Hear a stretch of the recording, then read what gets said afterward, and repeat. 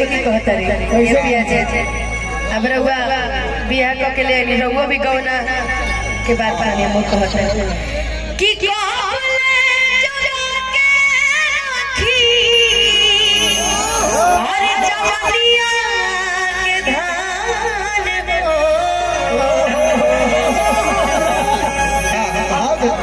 इधर लगा दीजिए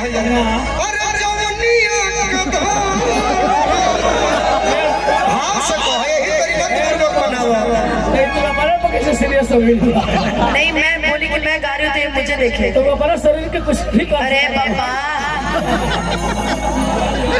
कि क्या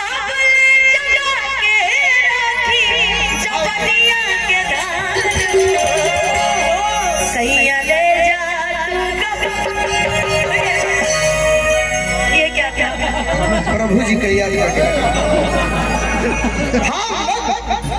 किसैया ले जा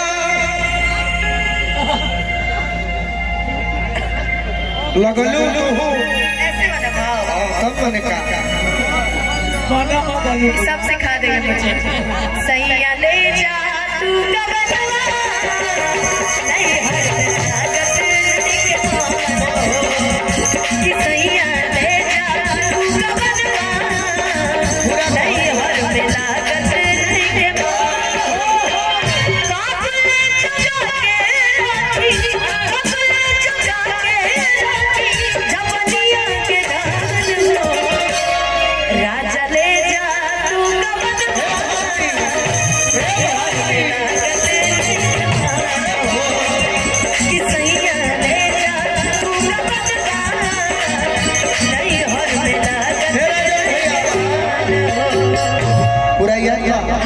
पूरा कहता कि तोहरी प्रीतिया के अरे भइला सब नारी काहे नहीं बुझत बारा अरे हमारी लाचारी तिहाई में हमारी लाचारी तिहाई में तोहरी प्रीतिया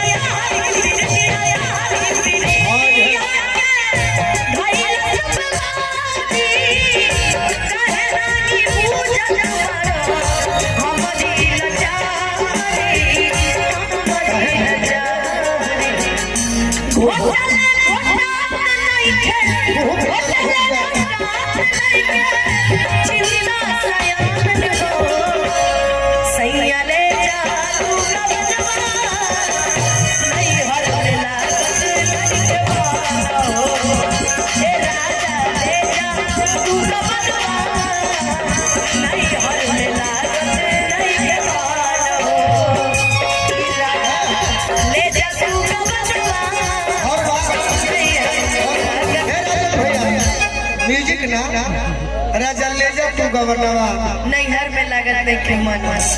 नैहर में मन ना लगे ऐसे कि नैहर में मन ना लगे जब ससुरा में जाएंगे का नाम पड़ी सरकार राजा जी के करोड़ में बिहान रखे बाकी उससे पहले सुभाष यादव जी पहले इनका जवाब देते लेते नहीं हम काहे मन ना लगे माइनर बोलियो गाई गिरत पहिला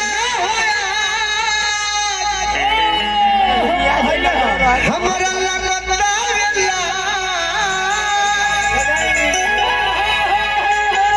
रत पहिला होया हमरा लगता